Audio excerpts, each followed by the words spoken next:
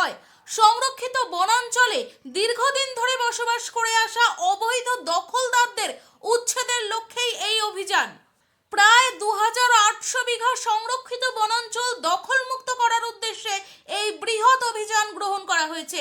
প্রশাসন সূত্রে জানা গেছে, অভিযানে প্রায় 150টি জেসিবি ও বুলডোজার মোতায়েন করা হয়েছে। উল্লেখযোগ্যভাবে বন বিভাগ আগেই এই এলাকায় বসবাসকারী মোট 516টি পরিবারকে উচ্ছেদের নোটিশ প্রদান করেছিল। উচ্ছেদ অভিযানের প্রথম দিনে 5, 6 ও 7 নম্বর সেক্টরে প্রথম পর্যায়ের অভিযান পরিচালিত হয়। এদিকে উচ্ছেদ অভিযানকে কেন্দ্র করে আইন শৃঙ্খলা পরিস্থিতি স্বাভাবিক রাখতে সমগ্র হাইলাকান্দি জেলায় ভারতীয় ন্যায় সংহিতার 163 ধারা জারি করা হয়েছে। প্রশাসন সূত্রে আরও জানানো হয়েছে যে আগামীকালও এই উচ্ছেদ অভিযান অব্যাহত থাকবে। অন্যদিকে রাইজার দলের নেতা জহির উদ্দিন লস্কর এই গৃহহীন পরিবারদের পুনর্বাসনের জন্য প্ৰশাসনৰ কাছে দাবী জানিয়েছে। আপোনালোকৰ সম্মুখে জানিব বিচাৰিছো উচ্ছেদ অভিযানটো কেনেকৈ চলিছে। আমাৰ আজি 2 ফেব্ৰুৱাৰী 2026 ইয়াতে Gharmura range inner line forest under Hailakandi forest division খুব শান্তিপূৰ্ণভাৱে আমাৰ এই উচ্ছেদ অভিযান চলি আছে। আৰু এইখিনি মানুহ যিহেতু মানে নিজৰ ভৰিৰ তলত মাটি নাই, হাতত কোনো কাগজ নাই, তাৰ মানে তেওঁলোকৰ ভেলিড কোনো ডকুমেণ্ট তেওঁলোকে দেখুৱাব পৰা নাই। আমি এজ পাৰ ল কৰি আছোঁ, লক সকলে সন্মান কৰিব লাগে।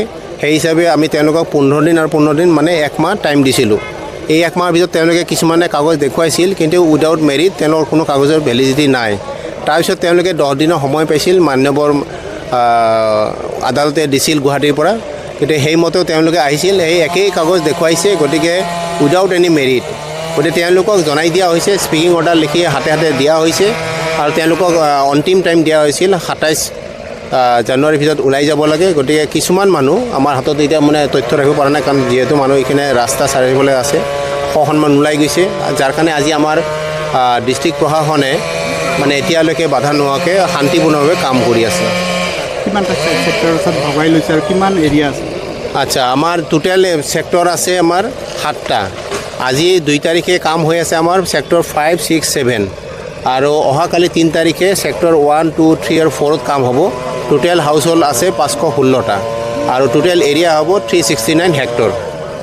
গতিকে দুদিনত যদি অকণমান বাকী থাকে কাম কৰাৰ পিছত, তেতিয়াহ'লে আমি 3 তাৰিখে প্ৰশাসনৰ লগত আলোচনা কৰি আমি বাকীখিনি কৰিব। আমাদের হাইলাকান্দি জেলার ডামসরা যে উচ্ছেদ অভিযান চলছে, এটা সম্পূর্ণ অগণতান্ত্রিকভাবে চলছে। আজকে 12 নাগরিকের উচ্ছেদ করতে হলে আগে পুনর্বাসনের ব্যবস্থা করতে হবে।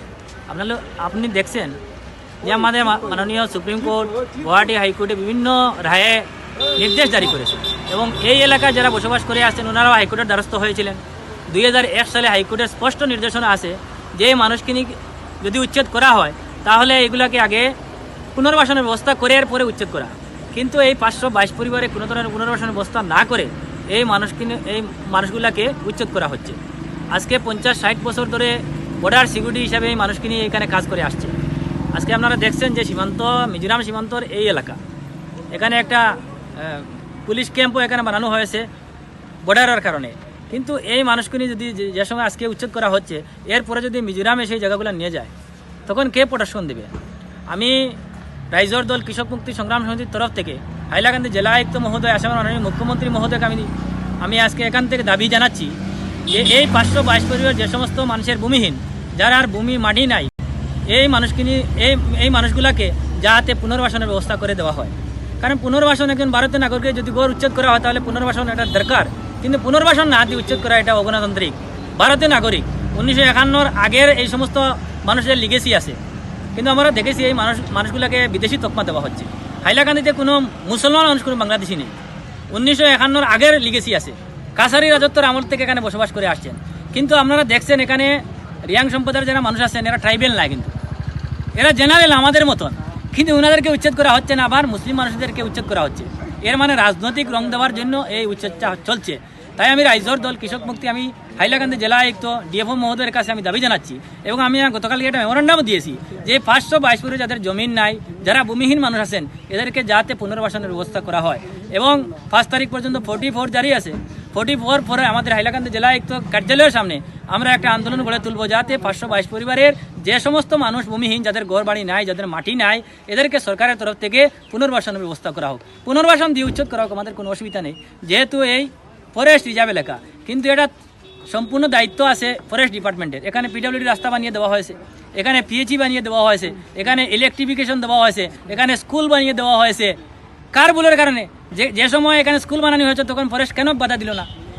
যে সময় এখানে পিডব্লিউডি রাস্তা হয়েছিল তখন ফরেস্ট ডিপার্টমেন্ট কেন বাধা দিল না? যে সময় এখানে ইলেকট্রিফিকেশনের কাজ হয়েছিল তখন ফরেস্ট ডিপার্টমেন্ট কেন বাধা দিল না? যার জন্য ফরেস্ট ডিপার্টমেন্টের বিরুদ্ধে আগে ব্যবস্থা নেওয়া দরকার উচ্ছেদের আগে। কিন্তু এটা না করে রাজনৈতিকভাবে হিন্দু এবং মুসলমান করার কারণে এখানে উচ্ছেদ করা হচ্ছে।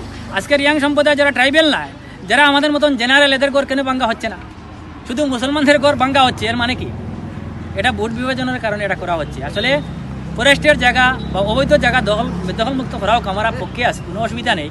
কিন্তু এই মানুষগুলোকে যাতে ধর্মের ভিত্তিতে যাতে ভাগ করা না হয়, হিন্দু মুসলিম রিয়াং যারাই ফরেস্ট ডিপার্টমেন্টে আছে সবাইকে উচ্ছেদ করা হোক এবং এদেরকে পুনর্বাসনের ব্যবস্থা করা হোক, এই দাবি জানাচ্ছি আমার। হাইলাকান্দি থেকে আবুল কালাম লস্করের রিপোর্ট, ভয়েস